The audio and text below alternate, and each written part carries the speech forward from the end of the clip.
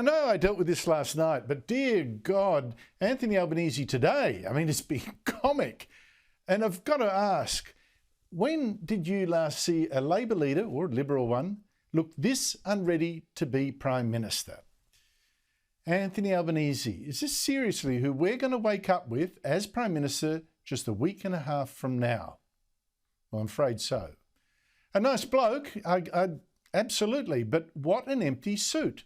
Premier Dan Andrews even forgot Albanese was there yesterday at Albanese's own press conference until the federal leader asked a couple of times for Andrews to give him a go. At the end of the day, this is Albo's press conference, and back to him. Now, as I said last night, we were already wondering what Albanese actually understood about running this economy, so that you or your children would have jobs, have businesses, and would get ahead. We already knew that Albanese kept thinking this economy was worse than it actually was. For instance, he started this election campaign, day one, saying unemployment was much higher. And then saying that more people now relied on casual work when there are actually fewer. And then that there were more than twice as many people juggling 3 jobs than there really are. And you've got to ask, if you don't understand the economy, how can you fix it? How can you manage it? But it was not until this week that Albanese also got hopelessly exposed, making crazy promises he can't keep. And what was so funny today was that he and his party were trying desperately to pretend it wasn't a mistake, but a stroke of genius. I've got to show you this. Now, you know that Albanese's big pitch, if you watch TV ads, is that everything is going up under the Liberals except your wages, implying that under an Albanese Labor government, your wages are finally going to rise as fast as prices. Labor has a plan to lift wages, and that is what we will do. But this was always hokum. I mean, no Prime Minister can simply order wages to rise. And in Sunday's debate, Albanese's fraud was laid bare with this question. Just to summarise, you can't guarantee that real wages will rise. We will. We will try to do what we can.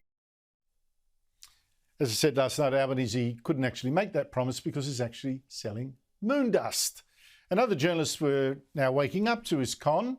And on Tuesday, Albanese was asked another direct question, and he panicked.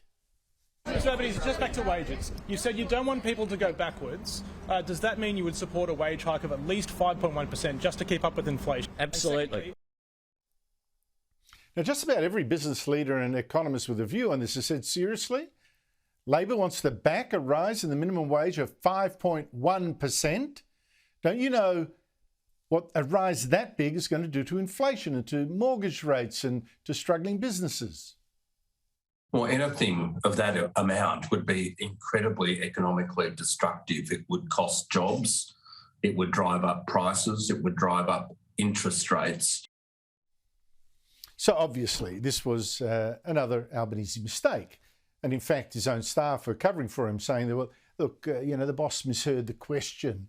And his spokesman, Christina Keneally, falsely claimed here on Sky that journalists were misrepresenting his clear answer, which they weren't. So too today. Albanese had a choice. One, be honest, admit his mistake, but then he'd be admitting he was really hopeless at economics and couldn't keep his implied promise to increase your real wages. Or B, he could lie or pretend that he really did mean what he'd said. He's right behind a wage rise of 5.1%. Okay, guess which of those two options he chose. I'll give you some thinking time while I play this video. You also deserve a Prime Minister who accepts responsibility. Wrong. Albanese decided to go with B and pretend he'd actually meant what he said. I was asked, would I welcome wages for minimum wages keeping up with the cost of living? I answered yes, because I would, because that is what we've been arguing on. We have ads on the TV. He said this time, as you probably gathered from that answer, he tried as hard as he could not to repeat his specific support for a wage rise of 5.1%, or even mention that figure, or promise to include it in a Labor submission to Fair Work Australia, which actually decides the minimum wage. On the detail, will you put forward explicitly 5.1 in Labor's proposal? Well, if I was doing that, then that would be an announcement. But I think it's very clear. It's TBC? No, it's very clear what our view is. And I think the Fair Work Commission have probably heard that. You said yesterday 5.1%. Absolutely. Yeah. That was your word. Yes, and I stand by that. So is that going to be Jan, will 5.1 be in your Fair Work Commission submission? Jan, I've answered the question. Yes or no?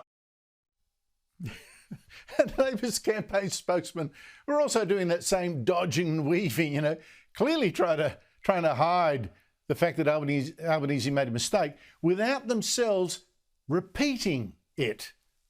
Anthony Albanese says the Fair Work Commission should increase the minimum wage by 5.1%, or about $40 a week. Is that Labor's formal position that you'll put in writing if you become government? Oh, there'll be more to say in terms of the progressing of this. I'm just not going further in this interview. Can you believe this circus? But the problem, of course, always is that, when you double down on a mistake like that, you end up saying even more stupid things in your defence, like how about pretending a wage rise that high wasn't inflationary? On increasing the minimum wage by 5.1%, do you accept, though, that there are broader implications with that it applies to not just those owning lowest wages in this country, but also those on EBAs? It applies to penalty rates and could wind up costing employers a whole lot more? Enterprise bargaining agreements, of course, are separate from the minimum wage. There are linkages. There are linkages. There are linkages.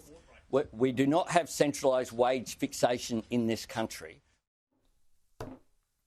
And to make it worse, Albanese, this man who keeps claiming Scott Morrison won't take responsibility, was running from his own.